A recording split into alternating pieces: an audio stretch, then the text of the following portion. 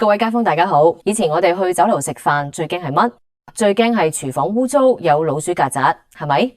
但係今時今日去酒樓食飯最得人驚㗎已經唔係衛生問題，而係你俾幾百蚊落樓食緊嘅根本唔係廚師煮嘅餸，而係一包包預製菜。你有冇試過星期日同屋企人去飲茶食飯，坐低叫個梅菜扣肉或者酸菜魚？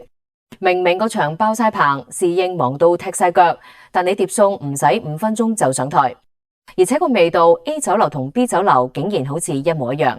食完之後極度口渴，飲幾杯水都唔解渴。恭喜晒，你已經中招啦！當你俾緊幾百蚊埋單，以為食緊師傅嘅手勢，食緊嗰種令人感動嘅鑊氣，其實廚房入邊根本冇人揸鑊鏟。個所謂嘅大廚可能只係一個負責用架剪開膠袋放入微波爐或者蒸櫃嘅操作員。呢種巨大嘅消費落差，行內人叫割韭菜，香港人叫當你係水魚。今日同大家點名酒樓9款最常見重災區嘅預製菜。呢啲餸基本上都係工場流水線生產，雪藏咗幾個月甚至半年，充滿防腐劑同添加劑。特別係第7樣同第9樣，好多人以為係考功夫嘅手工菜，其實係成本最低嘅劣質貨。今日呢條片可能會得罪好多行家，但我都要講，因為我唔想大家再用辛苦錢去買一套戲。睇完記得提醒屋企人，下次去飲茶食飯，見到呢9樣嘢，盡量避開。首先，我哋要搞清楚乜嘢叫做預製菜。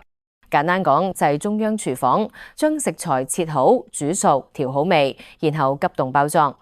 去到餐廳，廚師唔需要洗、切、調味，只需要加熱就得。你可能會問，咁樣唔係幾好咩？快手又衛生。各位，如果係幾十蚊嘅快餐或者茶餐廳，為咗效率，我哋冇話可說。但問題係，而家連收你幾百蚊、收你加一服務費嘅中高檔酒樓都靜靜雞用緊預製菜。老闆點解咁中意用？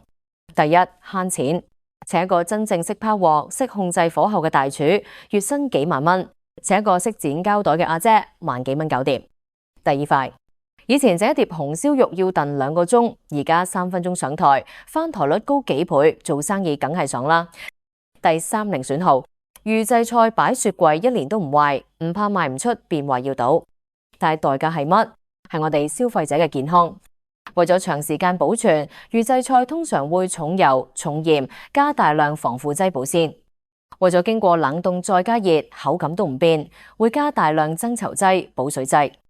你食落肚嘅唔係營養，係一堆科技與狠活。跟住落嚟，我哋就逐個踢爆呢9款預製菜之王，睇下你有冇中過伏。第一款，好多人去食中菜必點，以為好考功夫㗎，紅燒肉或者東坡肉。正宗嘅紅燒肉要揀新鮮五花肉，經過慢火煸炒、撇油，再燉煮個幾鐘，先做到肥而不膩、入口即化。但而家酒樓用嘅預製紅燒肉係工業化生產，豬肉經過長時間冷藏，纖維已經死實實。加熱上台之後，你會發現幾個破綻。第一，肉質好柴，瘦肉部分咬落去有渣，好似食柴皮咁。第二，肥肉部分唔係化開，而係油淋淋，咬落去成口油，食一撈就想嘔。第三，最明顯係個醬汁只有一種死甜味，完全冇肉香味。一細碟賣你88蚊，甚至係128蚊，成本可能只係10蚊嘅急凍豬肉，真係食水深過海。第二款，大人細路都中意㗎，糖醋里脊，即係咕嚕肉、生炒骨之類。新鮮做嘅要師傅即場將肉條上粉漿炸到外酥內嫩，再推個糖醋汁，聞落有陣醋香味。預製菜版本係點？工廠一早就炸好咗，急凍變硬。餐廳加熱嗰陣，外層嘅粉漿已經吸晒濕氣，變得軟趴趴、粉淋淋，完全冇咗嗰種脆卜卜嘅口感。而且為咗掩蓋肉質唔新鮮，個醬汁會調到極紅、極酸、極甜，用重口味蓋過陣蒜味。你咬開睇下，可能發現入邊得細細粒肉，其他全部係粉。呢個簡直係食麵粉，唔係食肉。第三款，送飯一流嘅魚香肉絲。呢道菜講求刀工，肉絲要切得幼滑，配料要爽脆。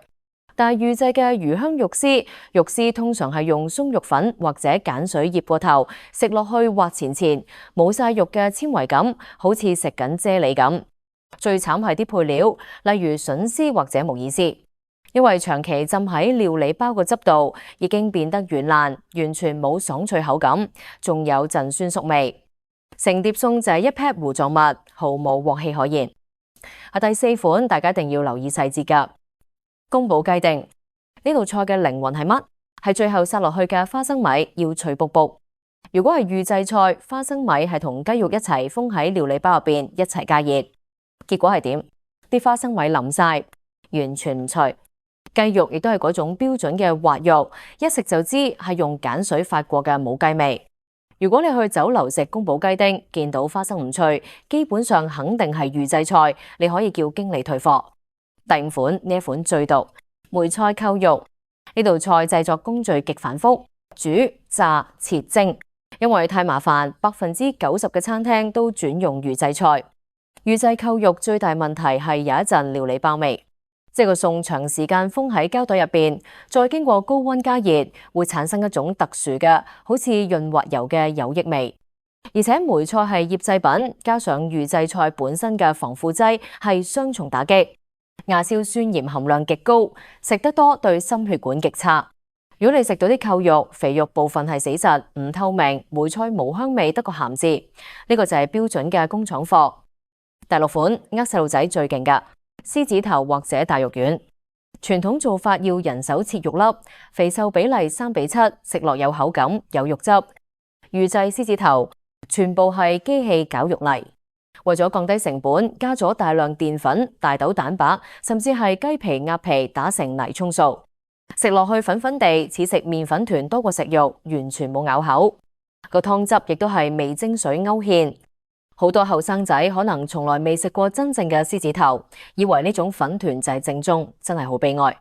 第7款，近年開到成行成市㗎，酸菜魚或者係水煮魚。你以為廚房真係同你捱緊魚湯？絕大部分預製酸菜魚個湯底係用濃縮膏或者骨湯粉沖出嚟㗎，嗰種奶白色唔係魚捱出嚟㗎，係加咗植脂末。魚片就係冷藏巴沙魚，無骨無刺，但肉質鬆散，一夾就散，無魚味。酸菜就係工業酸菜，有啲甚至為咗防腐硫磺超標，成盤嘢就係添加劑大雜燴。如果你食完非常頸渴，嘴唇有一層蠟嘅感覺，嗰個就係科技與狠活嘅力量。第8款，聽落好高級嘅佛跳牆。